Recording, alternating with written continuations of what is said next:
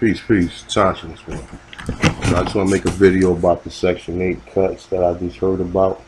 And I just want to touch on it from me, understanding the experiences I know from women who are on Section 8. So, alright, so a lot of people making these videos about now women got to get off their butt and now they can't use the argument that they don't need a man. But a lot of women that's on Section 8 work. And a lot of women that's on Section 8, they probably only get like maybe $50, $60 from Section 8, depending on where they live at. You know what I'm saying? But for, you gotta understand, a lot of women is single, but a lot of women not single by choice. A lot of women got single because of situations they was in. And you can't say all women is single because they don't need a man. You got women out there who baby father might have been murdered.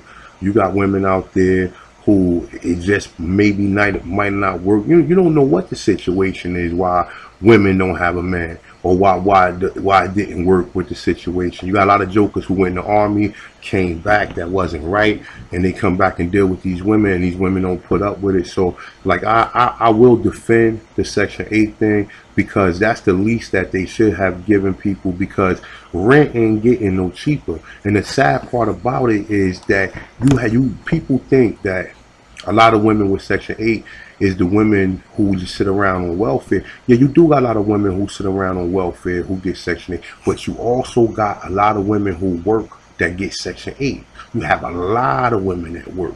You know what I'm saying? And I'm gonna do a video. I'm gonna break the statistics down.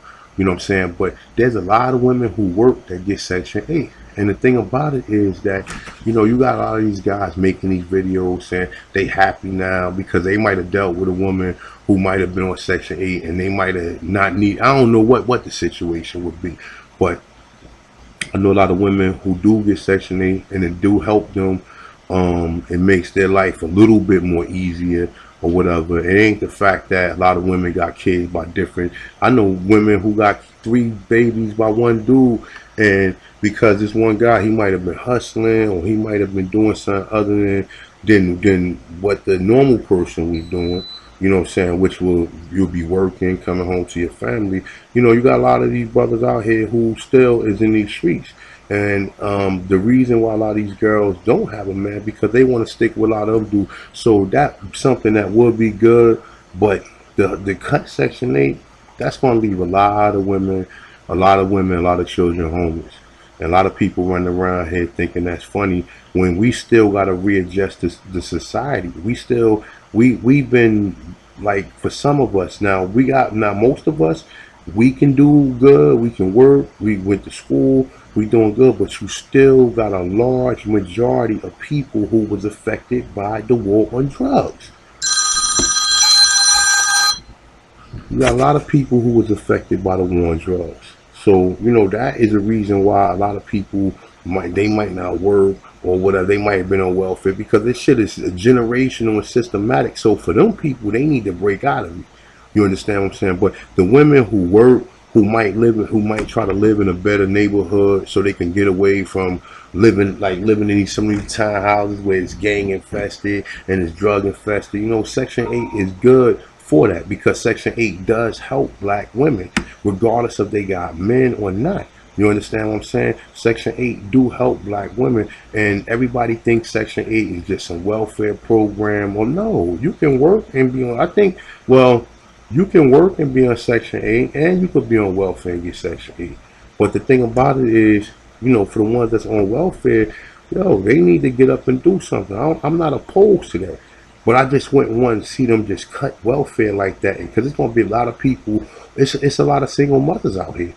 And what you think these brothers just want to go and get with these women with these 5 or 6 kids or whatever? What's going to happen to them?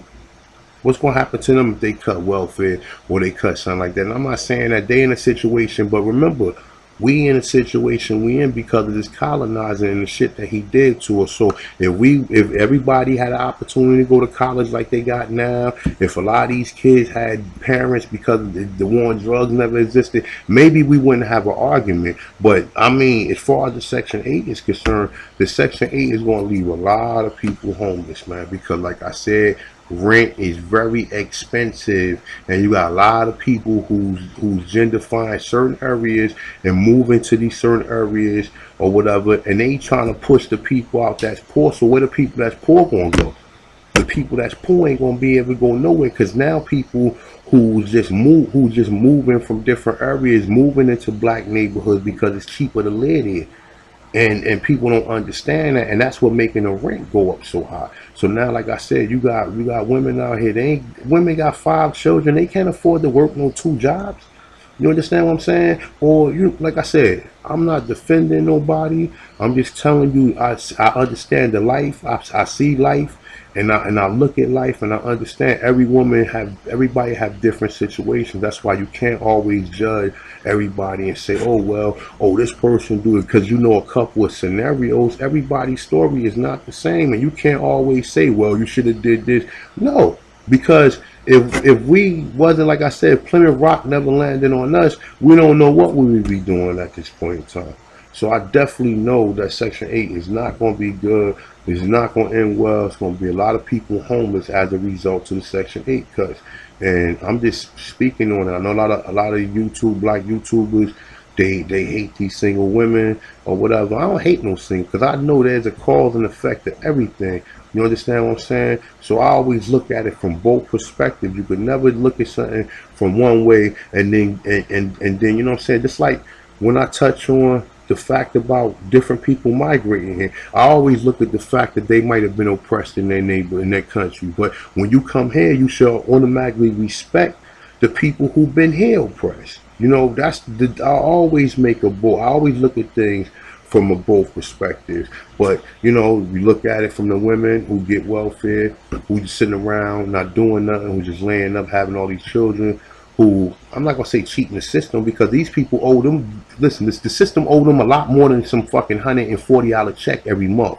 The system owe these same women who run around here getting welfare, the system owe them reparations. They supposed to be getting a fucking check from the government, a real check, because they on your fucking land. First of all, they done fucking disorientated your people, disenfranchised your people. Your people don't have the same, all your people do not have the same opportunity as a lot of these fucking immigrants who come here, who get free loans, who go to college for free. They open the doors to them. They open the doors to them, and we sitting up here worrying about Section 8 for people who've been in this land for hundreds and thousands of years, you know what I'm saying, and they still been oppressed. So shame on you niggas. You niggas don't know history. You think that this is going, it'd be good if they had certain, if they implemented certain rules to make it a little bit more tougher. Yeah, it would be. But as a, like I said, as a whole, I know a lot of women who on Section 8 who work. You understand what I'm saying? And might be single women. And it ain't the fact that they don't need a man. They just don't want to settle for any man. Because all these niggas out here, listen, it's just like we got to sit here and shift through women who work, or who we might think have qualities where they fit what we trying to get with. The same way women do the same thing. Women don't just want no any nigga, or just a nigga who ain't worth nothing. You understand what I'm saying? So they got the same problem we got. The men is messed up just as well as the women is messed up. You can't say that it's more. I see more niggas messed up than I see women messed up. Because at least women with children, they accept some type of responsibility once they have children. Some of them. Not talking about all of them, okay? I know all of everything ain't right. You understand? But yeah, man, I mean, the Section 8 thing ain't gonna be good for, especially for black women, especially for Negroes who've been in this country for the last fucking 1,000 years, or if you want to say the last 400 or 500 years, because these are the people the ones who on Section 8. You understand? So, man, listen, I just want to touch on that, man. You know what I'm saying? Comment, like, subscribe. I'm the Tantra this one. I'm out of here. Peace.